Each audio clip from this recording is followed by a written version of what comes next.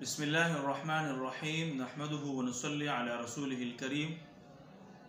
آج میں آپ لوگوں کو ایک ختم ہے، ختم خواجہ گان، اس کے بارے میں بتانے والا ہوں کہ ختم خواجہ گان جو بھی بندہ 3 مرتبہ کر لے اور 3 مرتبہ ختم ہونے کے بعد جو بھی دعا مانگے، جو بھی دعا کر لے، اللہ جل جلالہ اس کی دعا قبول فرمائیں گے اور اس کی جو بھی حاجت ہو اللہ ضرور پورا فرمائے گا۔ ختم کی ترتیب کیا ہے؟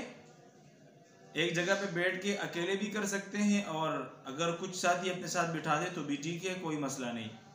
3 مرتبہ درود شریف پڑھنا ہے، جو بھی درود شریف ہو۔ اس کے بعد لا حول ولا قوة الا باللہ، لا ملجأ ولا منجأ من اللہ الا الیہ، اس کو 360 مرتبہ پڑھنا ہے۔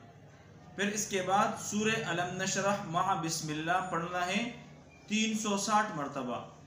پھر اس کے بعد لا حول ولا قوة الا باللہ، لا ملجأ ولا منجأ من اللہ الا الیہ 360 مرتبہ، اور پھر آخر میں 3 مرتبہ درود شریف پڑھنا ہے۔